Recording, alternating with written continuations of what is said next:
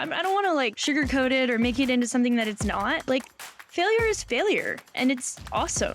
And it's part of why we do things that are difficult.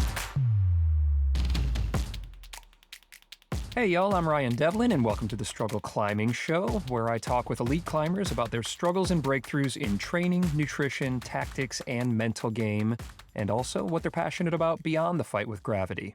Welcome to episode numero uno. I'm so psyched. Today we're chalking up for a chat with Emily Harrington. Emily is a quadruple threat, y'all. She's got massive accomplishments from big walls to sport to comp to alpine. She's one of only 5 humans and the first woman to free El Cap in a day via the Golden Gate route. That's over 3,000 feet and 40 pitches of El Cap granite in a day. Emily's also red-pointed 514B. She's a 5-time U.S. sport climbing champion, and she's summited Mt Everest. Why not? You guys, there's just so much that we can learn from her struggles and her breakthroughs, and she's 100% real with all of it in this interview.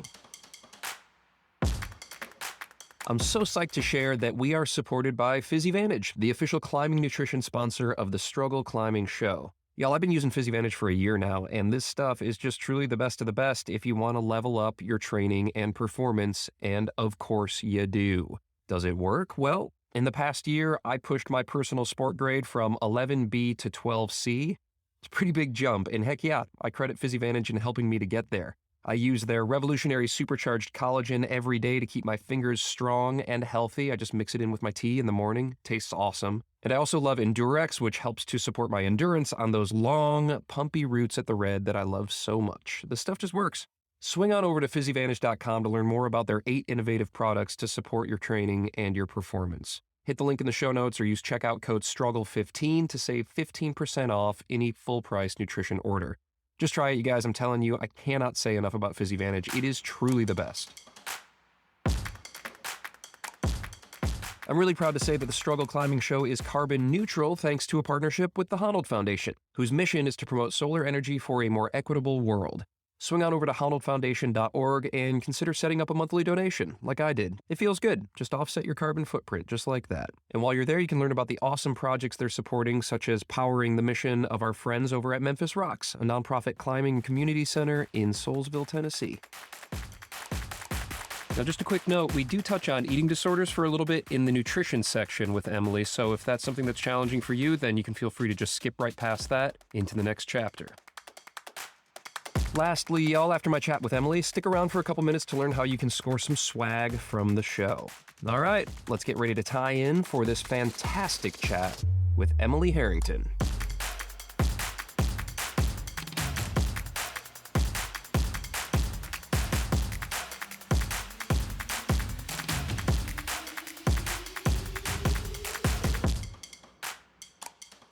Emily Harrington, welcome to the show. It's awesome to see you. Thank you for having me. I'm really psyched. Okay, so let's dive in. I'd love to hear what struggle means to you through the lens of climbing.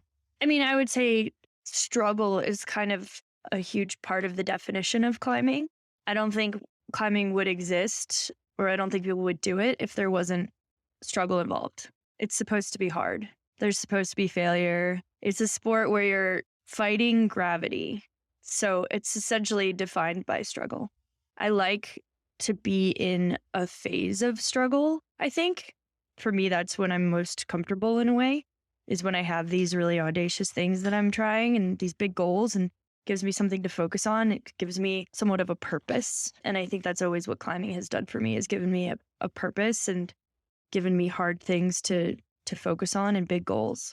Well, yeah, you're certainly no stranger to taking on big goals, whether we're talking about El Cap in a day on Golden Gate or Everest or, any of the hard sport projects that you're doing. So let's dive in. Let's get nerdy here. I want to talk about training. Where have you struggled in your training, Emily? I think for me, I struggle with training in terms of I never feel like I'm progressing when I'm training. It's like the progression is so incremental or sometimes non-existent or sometimes backwards day to day that it's sometimes really hard to stay motivated. I'm a firm believer in like training what you're bad at, like training your weaknesses. So I spend a lot of time bouldering. I spend a lot of time working on power because endurance for me tends to come pretty quickly and fairly easily. And so the majority of my time is spent bouldering on the moon board or hangboarding or campusing or doing things that where I'm trying to get stronger. And a lot of times when I'm in a training cycle, it just doesn't feel like I'm getting any stronger. I just think at my level and for as long as I've been doing this, the incremental increases in strength and performance are really hard to see in the day to day. How is it when you get back out on a project after you've been training inside for a while? So in the gym, a lot of times I feel like I'm just always the same. Whether I've taken a month and a half off or I've been training nonstop, like I just feel basically the same. And then I go outside after a cycle of training and after some rest period and all of that. And I tend to perform a lot better. Like last year was my best year of climbing probably ever. And my training still felt hard and like a struggle, but it worked for me. So let's dive in a little bit to what your training looks like as you're training up, because you said power is more of a weakness. Can you break down like kind of an overview of what a power training week would look like? Yeah. Well, first of all, I tend to rest more when I'm training power. So I take more rest days. I don't climb 5 days a week or 6 days a week or anything like that. And I go into the gym and I warm up really well. And then I usually climb on the kilter board or the moon board, or we actually have a grasshopper wall. And I do a series of like difficult boulders. I'll try just project a bunch of boulder problems. I take a lot of rest and try to do hard moves and try really hard. Summon that bouldering try hard that's sometimes difficult for me to tap into. And then sometimes I'll finish with doing like more problems at a lower level, but I would even still consider that more like power endurance, like trying to do a bunch of problems at a grade that's like pretty manageable at first, but then gets harder. And then a lot of times recently I've been lifting weights at the end, but just more like opposition, like bench press and like shoulder exercises, like I's, Y's, and T's and stuff like that. And then core. And since I've been lifting weights, I've been doing it for about a year now. I just feel like I used to have little shoulder nags and things that felt loose or unstable. And I've just felt far more stable and healthy. So try to do that to avoid injury. How many days a week are you on the board doing those like limit boulder problems? Like recently, I would say probably like 3 days a week. So with at least one full rest day in between. Yeah, for sure. And then if I'm climbing 2 days in a row, I'll go back and I'll either maybe boulder on just like those set boulder problems. And I like also bad at these, but I like the comp style boulders, like the weird jumpy parkour boulder problems and the slabs and stuff like that. So if I'm tired from the day before, I'll usually go and like work on those techniques because I'm not that good at it. And I think in some ways it does benefit me as a climber, and it's really fun. Well, that's interesting. I don't often hear that from climbers who especially focus on outdoor climbing, that they're into that kind of comp style. Usually they actively avoid it. So how is that for you? How do you do with that kind of style? Yeah, I'm terrible at it, but I like it. I think like on El Cap in particular, you find like sections that are weird. The climbing is weird. Like on Golden Gate, the down climb is super reachy and insecure and balancy and almost like it reminds me a little bit of a bizarre indoor boulder problem that would be in like a comp. Right. And especially for me, like there's sections of granite, especially on El Cap, that are super reachy and you have to be creative to get around it. And I think that style of bouldering is super creative and it's fun and it's something I'm not very good at because I didn't grow up doing it. And I find it interesting and cool. Is it discouraging to you at all when you're just so strong and so elite in a certain style, or actually styles of climbing, from big wall to really hard sport routes? You've red pointed up to 14B. When you get on a different style like this, you say you're really bad at it. How does that feel? Yeah, of course. It's definitely discouraging, but I think I'm used to it at this point. Like I'm used to not being that great of a gym climber. I used to be really good when the style was different. And back in the days when that's all I did. And now, like, I haven't been a great gym climber in over a decade, I feel like.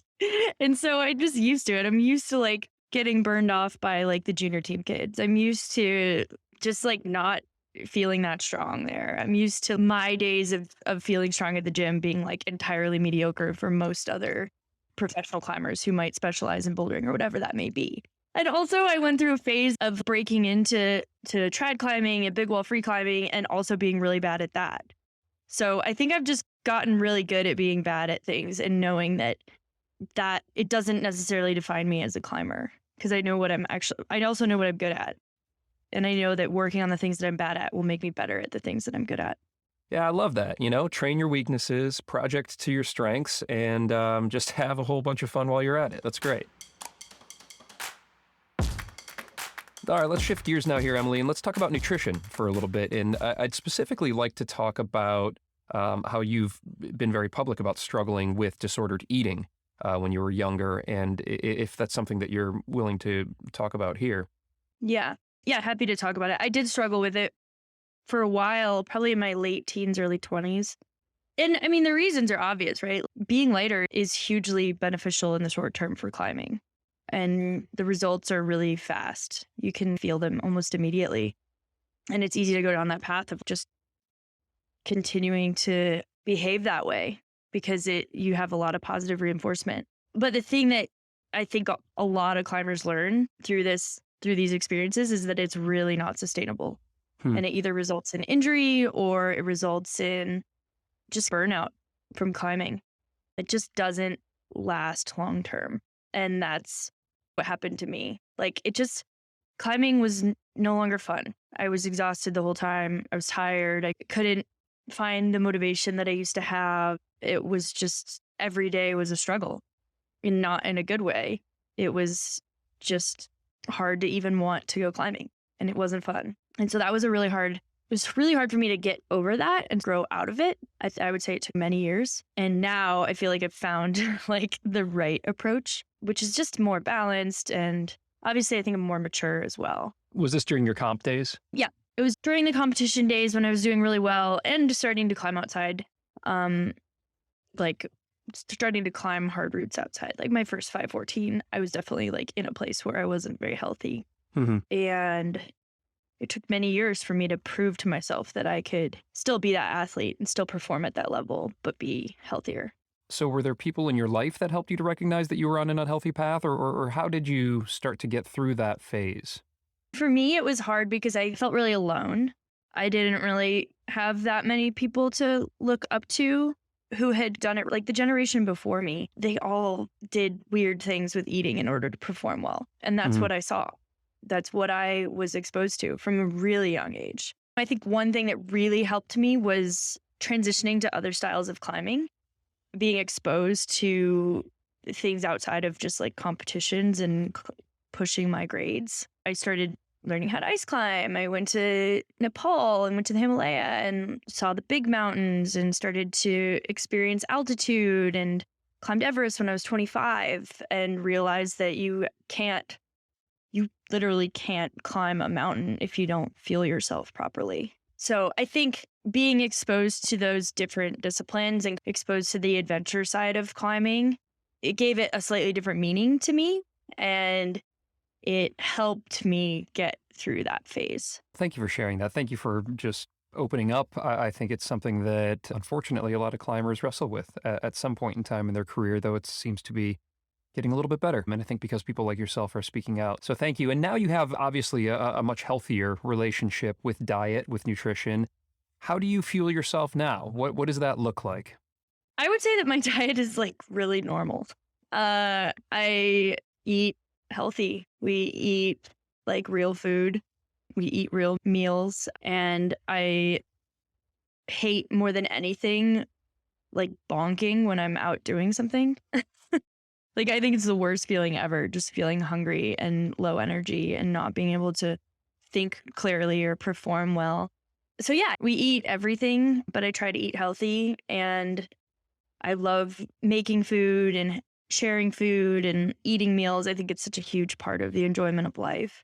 And I think it's really good for your mental health. I just can't focus too intensely on it or worry about it too much because I think it just gets into my head and it messes with me. So I try to just not worry about it. Like I don't count calories literally I don't do anything super specific except try to eat a balanced overall, like, healthy diet. It's so interesting to hear because I do think it's common for climbers and certainly elite climbers to really pay attention to their caloric intake and their protein and that kind of thing. Was that not something that you focus on at all? Are you really just focused more on making wholesome meals? I feel like I know myself well now.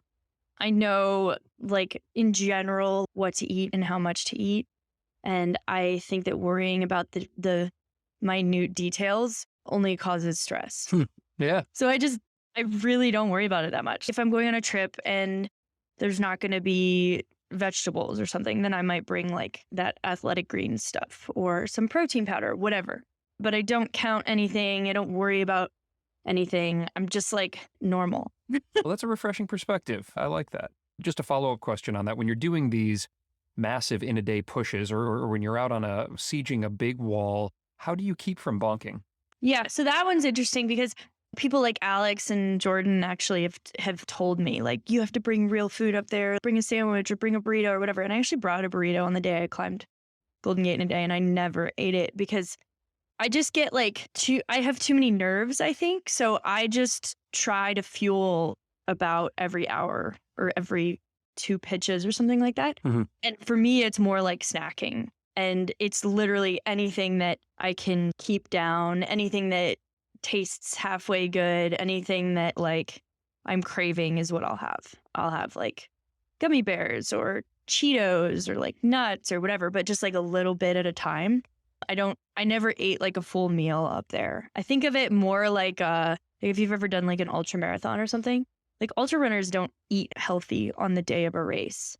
They just eat what they can to like keep them going Right. because you just want to avoid bonking. And like that day, it doesn't matter that you eat Cheetos. It doesn't matter that you eat candy. Like you're going to burn it off in like 30 minutes anyway. So all that matters is that you're constantly putting something into your body, and whatever you can handle is what you should have. Yeah, that's cool. Exactly. I love this mental image of Jordan heading up Golden Gate after you and seeing like these orange Cheeto dusted tick marks from the Cheeto dust on your fingers. I'll have to ask him about that. All right, Emily, let's talk about tactics now and technique and any areas where you may have struggled with that. And specifically, I think let's look at it through the lens of Golden Gate in a day, if that's all right. Yeah. I guess in particular with Golden Gate, there were so many different styles of climbing on that route. You have to have everything. You have to have bouldering. You have to be able to boulder. You have to be able to slab climb. You have to be able to off-width climb. You have to be able to climb mostly 5'10" really well. And I would say that was probably my biggest struggle that I came to realize was that I wasn't actually that good at climbing thousands of feet of 5'9" and 5'10" quickly and efficiently without taxing myself for the harder climbing, which inevitably on El Cap is the last few hundred feet or the last 1,000 feet. Oh, yeah, you've got the Golden Desert and the A5 Traverse, which are the 513 stopper pitches, but they're like basically the last couple pitches that you do on the whole route. So this is interesting. So you were looking to find more efficiency in getting up to those most challenging pitches rather than just focusing on those. So how did you recognize that? I think I recognized it because that doing it, climbing Golden Gate in a day versus climbing Golden Gate over multiple days, just I started realizing how different of an objective that was. If you're only climbing 5 pitches a day, those 513 pitches aren't actually that difficult. And anybody, if those pitches were off the ground, they're pretty reasonable, honestly. And they're not that difficult. But the struggle comes when you have to climb 2,000 feet of 5'9" and 5'10" and a little bit of 5'11" to get up to that point. And it doesn't really sound like much when you're a 5'14" climber. It's like, oh, I can climb 5'10" all day. It's actually, you probably can't. It's more physical than you think it is. And for me, it was just something that I just started realizing over time, I think, was that I was inefficient. And it was like took people like Alex pointing it out. Climbing El Cap is a lot of moderate climbing. And a lot of people don't realize, but they're not that good at it. Especially if you're a 5'14" climber, it's hard to accept that you're not actually that good at climbing 5'10". Yeah, that's wild. But there's so many pitches of it. So is it cumulatively, if you can find efficiencies on every single one of those more moderate to easy pitches, by the time you get up to 2,200 feet up when you're getting into the Golden Desert, and that you're saying you've basically conserved that extra 20% that you need to then power through.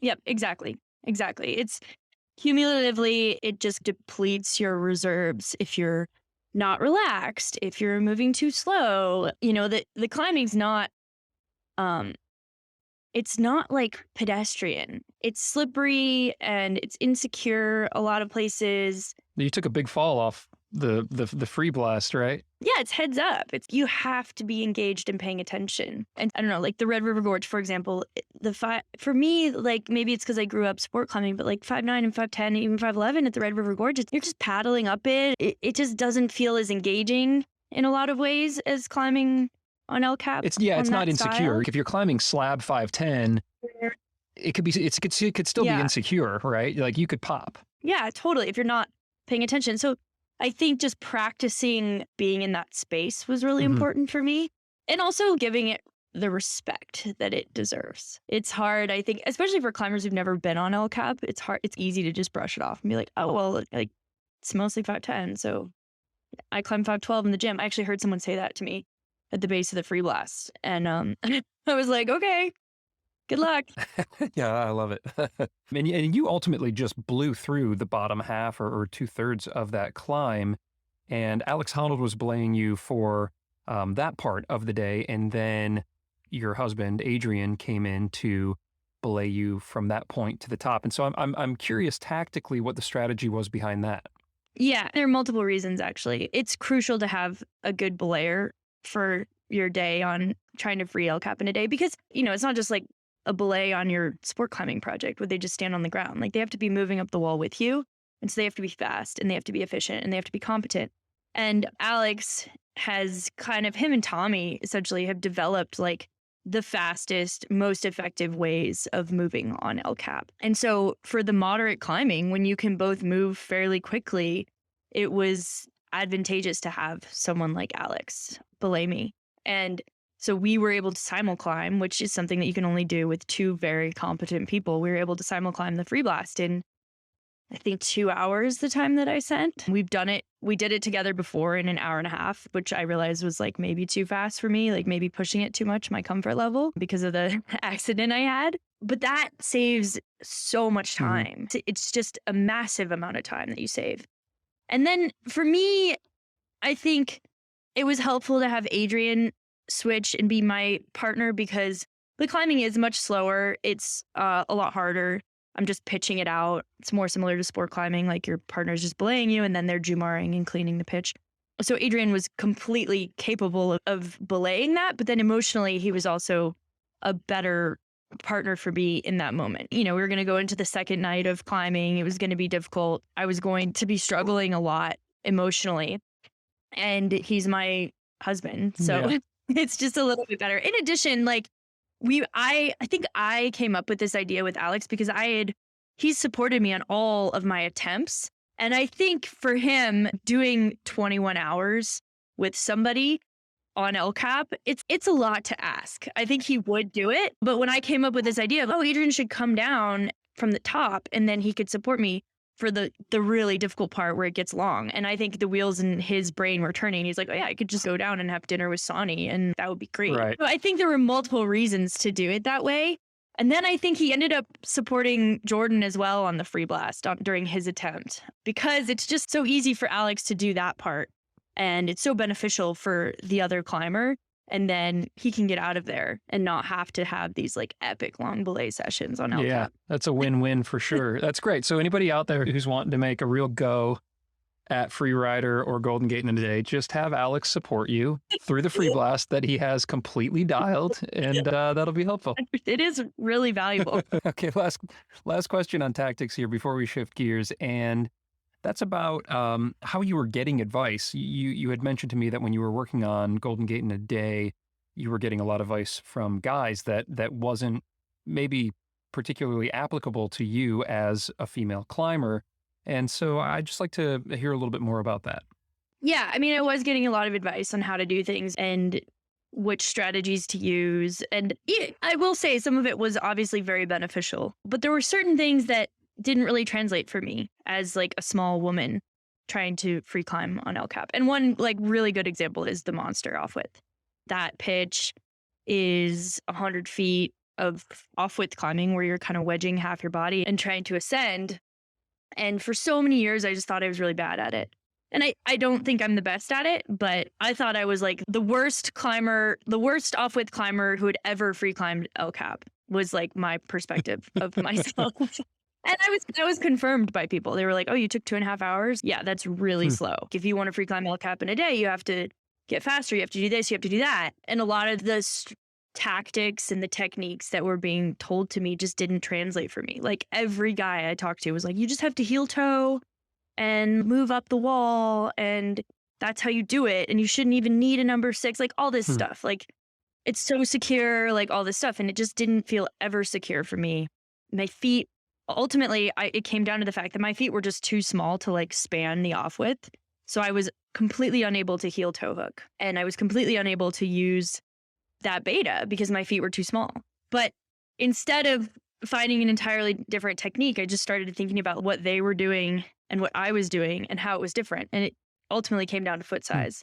So in the end, what I did was I made my foot bigger by putting Alex's shoe over my shoe. And then I was able to heel toe hook just like they were doing. But it took a little bit of like outside the box creativity in order to get to that realization. First of all, that's fantastic that you put shoes on over shoes and then was able to rock climb that way.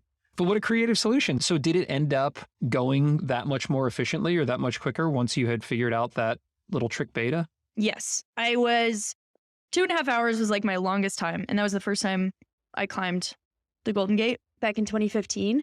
And then I started getting it down to like, an hour or so. But when I did the shoe trick, it was 35 minutes and it was far less energy. Wow, that has just got to be a first. I love it. All right, let's talk about mental game now, Emily. And you're just such a high-performing climber across so many disciplines. There aren't many climbers out there that have that kind of toolkit like you do. Maybe Tommy and Lynn, but from alpine to sport to big wall to comp, you seem to be able to do it all pretty well. And I'm curious if the mental game aspect, how that plays into things and if you've struggled in that area.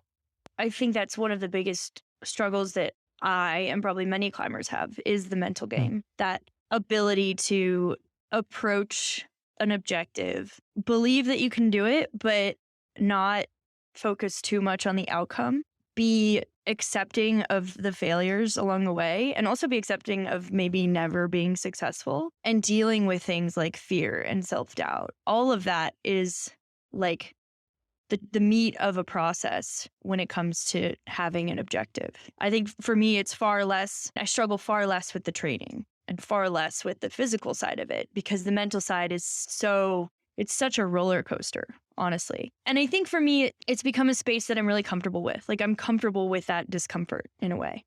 Yeah. See, okay, there's two things here that I'd like to dig into. One is fear, and I think that kind of lives on its own, and I really do want to dig into that because that's something that I wrestle with quite a bit. But also, you just mentioned this concept of success or not putting too much focus on the outcome in rock climbing, and I think that can be challenging. Yeah, I mean, I think like fear, failure is something that traditional society kind of frowns upon. It's like something we should avoid. Being a failure, failing, all these things. It's something that we're taught to be afraid of. And I think that's a really unrealistic expectation to have on people. I think that failing is really valuable. And I don't even like it when people are like, oh, you didn't fail. Like you learned a lot or like you did this. And it's like, no, I failed. Just say what it is.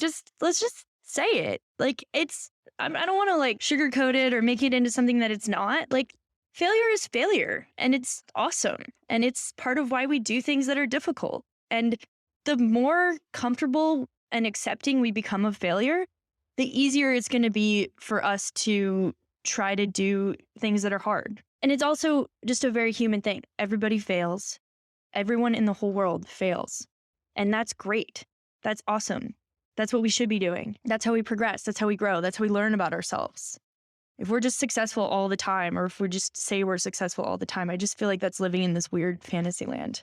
Like people aren't sending all over the place. Like we had this joke at the VRG, the Virgin River Gorge, where we spent basically all of last winter when Adrian was trying to climb his hardest route. And it was like a very unique and special day when someone actually sent something. Most of the time you're there, people are just falling and they're flailing and they're failing. And that's what climbers do. It can be very mental at times, but we are good at it. Yeah, hell yeah. I love this. Yeah, see, this is what climbing's all about. Like you said, we're going to be failing. If we're trying hard, we're going to be failing, and we got to be okay with that. And I think it's just so common to get caught in this like Instagram or YouTube spiral where we see the send and we don't think about the hours, days, weeks, months, years that might go into the culmination of that effort. So for you specifically, seems like you've got a great perspective on failure, but what's it like for you when you're out there, you're trying really hard and it's not coming together? I mean, it sucks.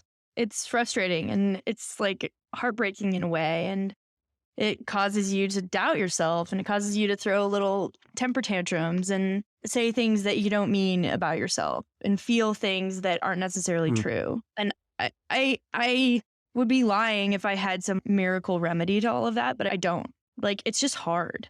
And everyone goes through it. You go to a climbing area and you spend a season there, like you're going to watch people go through that process over and over again. It's not fun all the time. You're not going to be happy with yourself all the time. You're not going to feel good about yourself all the time. But that's just what it is to be a human. There's no magic bullet to like dealing with failure. It sucks and it's hard. But the benefit of exposing yourself to those things greatly outweigh like the hard parts. Hell yeah. Love it. Love it, Emily. That's great. Okay, one more thing on this, because the mental chapter here is always my favorite. There's about 100 things I want to talk about, but we touched on fear. So let's just dig into that for a second here. And I've heard you say that it might have been in your TED Talk that fear can give you strength if you give it purpose. Yeah, I think fear is really complicated. I think it's similar to failure in that there's no way to make it go away. You're never going to conquer your fears. They're always going to be there. You just have to work with them and accept them. And that's the first step to being comfortable with it, is realizing that it's never going to go away. You know, like fighting a losing battle of making your fears disappear is the most frustrating thing ever, because you feel so alone in that battle. You're like, oh, if you're afraid of falling, it's like you look around you and you self-select all these other people who are pushing it and trying really hard and taking these huge whippers. And you feel bad about yourself because you're afraid and you think you're the only one that's afraid and you shouldn't be afraid and all these shoulds and all this stuff. And I think the reality is everyone's afraid. Everyone has their own form of it. And the sooner we accept that, the easier it is to work with it and move through it. And again, there's no easy solution to it except for just taking these tiny little baby steps to push your comfort zone. So if you are afraid of falling, taking time to expose yourself to that fear without completely traumatizing yourself, essentially wanting to quit climbing over it, is the balance that you have to strike. Okay, so fear of falling is definitely something that I've struggled with in the past, having learned how to climb trad and basically being like, don't fall on gear, and then moving more into a sport style of climbing out at the Red River Gorge where, if you're trying hard, you should be taking some falls that are safe. So what does that look like? So going out on a day and maybe lead climbing a little bit, but not climbing above your bolt, maybe taking a few falls, maybe pushing yourself a little bit. But if it gets to be too much, then backing off is also okay. And accepting the fact that like failing that day is fine. And you're going to go back the next day. And gradually, like the more you expose yourself to it, the easier it will get. And that comfort zone will get pushed a little further and a little further and a little further. Did you ever personally struggle with a fear of falling? For me, I had a fear of falling when I was younger, like a huge fear of falling in the gym. And it didn't go away until I started competing on lead. And then I think what happened is I cared so much about doing well in the competition. Essentially, I had a fear of failure that it completely wiped away that fear of falling. And so I was just going for it because I didn't care anymore. So maybe the takeaway is to replace your fear with another fear, and then that first fear will go away. Or maybe it won't. It's interesting. You took 2 really big falls where you got significantly injured. I mean, some pretty scary falls when you were working on Golden Gate. After taking those, what did that do to you on the mental side? How did that impact your mental game? Yeah, it definitely rattled me, and I was definitely afraid, very afraid.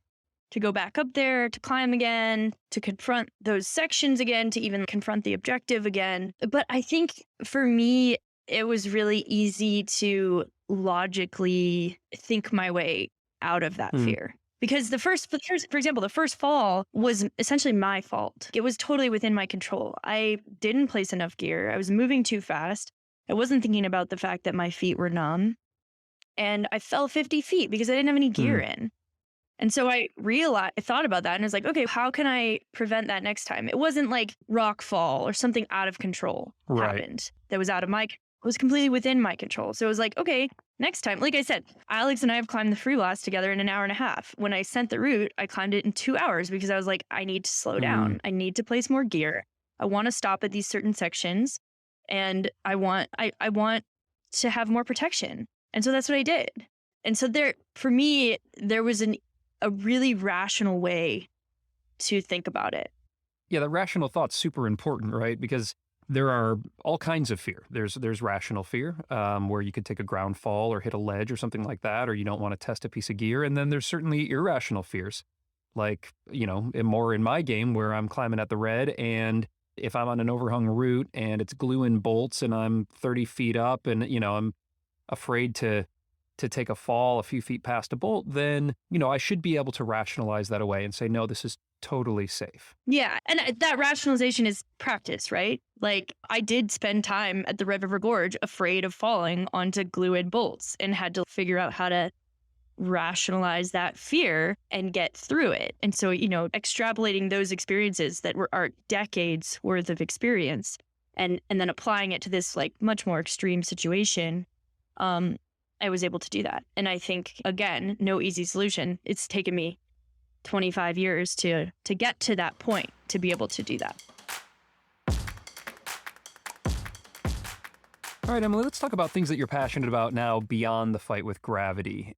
And you're working with great organizations like Protect Our Winters and the Yosemite Climbing Association, which I'm excited to talk about. But I also want to hear what it's like for you now being a role model in the climbing world, being a mentor, especially to these girls and young women who are coming up through the ranks. What's that experience been like for you? I mean, it feels like quite an honor and also a great responsibility to be a role model because, I remember what it was like when I was younger, looking up to women like Lynn Hill and crediting her with feeling like climbing was a space for women because of the things that she did. How did you come to meet Lynn when you were a little girl? I'm curious to hear that story. I grew up in Boulder, and which is where Lynn lives. Yeah. And I got to meet her a couple times. Robin Urbisfield was my coach, so that was also super valuable, actually. And I met Lynn. We actually climbed a route together in Boulder Canyon called Country Club Crack. It was like one of my first trad climbing experiences. No way. Yeah. One of your first trad climbing experiences was with the Lynn Hill. Yeah. I just top roped it and belayed her, but it was pretty rad. That is just so ridiculously cool. So then now cut to you being a crusher yourself and a hero in the rock climbing world. And I hear some young unknown whippersnapper at the gym named Margot Hayes was looking up to you. So tell me about that. Yeah, I didn't realize that I had impressed Margot. I was mostly impressed by Margot back in the day. I would go to the gym, like gymnastics gym called Cats, where there's also a climbing wall. It's really great for training. And I would go train, and I remember seeing this little girl who was a gymnast at the time, just like running around doing flips, like doing all these things. And I was just so impressed by her energy and how amazing she was. And then she started climbing. I really had no idea that I had anything to do with anything, but I always just observed her from afar as this like rising star. So I guess I feel really honored to know that. And now she's like a dear friend and it's awesome. And I just think that sports in general are awesome for that. Oh, that is just so rad. I love that about the climbing community as well, because it's just such a supportive group that you can run into your role models at the gym or at the crag. And it's great that you've been able to not only be on the receiving end of mentorship, but also now handing it down. That's just really cool. And now I want to touch also on your work with various environmental organizations and causes like Protect Our Winters and Yosemite Climbing Association. So tell me a little bit about that. Yeah, of course. Obviously, the environment is inextricably tied with climbing and skiing, which is my second passion. So, Adrian and I are actually we're ambassadors for Protect Our Winters. They also have like a climb branch as well now. So we're a part of that. And basically it's athletes using their voices to raise awareness about climate change and make legislative change at that level, which is really kind of the most important. And so that's why we're a part of Protect Our Winters. That's why we believe in it. And also, I believe that just by exposing people to the outdoors, by showing them what it can do for them health wise, mental health wise, is what makes people care about it. You're not going to convince someone to care about climate change if they don't go outside, if they don't see the benefit of it. And so sharing outdoor spaces, making them accessible for people, making them welcoming for people, making them financially available for people is really important. Because if the majority of people don't get to enjoy the outdoors, the majority of people will not want to protect the outdoors. Oh yeah, I totally agree. It's hard to protect something that you don't care about. So, yeah, thank you for sharing that. And tell me now a little bit about your work with the Yosemite Climbing Association. I just actually, in the last few weeks, joined the board of directors. Oh, wow. Yeah, no, it's awesome. It's really fun. What it does is it works to preserve the history of climbing in Yosemite, and educate people about it. They're trying to have like a permanent home for it, like a museum. They're trying to have a traveling nose exhibit to bring to like schools to teach kids about it, Cool. stuff like that. They put on events like the facelift, which works to clean up the valley, clean up the walls, clean up El Cap, stuff like that. So you get out there and you scrub the Cheeto dust off the walls. And yeah. All of that. I love it. Well, thank you, Emily, so much for making the world a better place and for just sharing your struggles and your breakthroughs today. It was an incredible conversation. I look forward to doing it again. Thank you so much for having me. That was an awesome conversation. What an inspiring and just honest look into Emily's world. I'm just so grateful that she was willing to open up like she did. The climbing community is just the best, isn't it? What did you love about this interview? Hit us up on Instagram and let us know. You can follow Emily at Emily A. Harrington, me at Ryan Devlin Outside, and the show at The Struggle Climbing Show. You know, my personal takeaways from the chat are that the gains in the gym might not seem significant, at the time, but if you stick with it, they're definitely going to show up on the rock. And I think that's important for all of us to keep in mind as we're training. And her perspective on fear, whether it's fear of falling or fear of failure, it is just so next level. I love it. I'm going to listen to that chapter again and again and again until it makes it into my own mental game, because she has definitely got that figured out. Shout out to PhysiVantage for being the official climbing nutrition sponsor of The Struggle. If you guys want to level up your training and performance, check it out. It is just the best. Hit that link in your show notes or use code STRUGGLE15 at checkout for 15% off.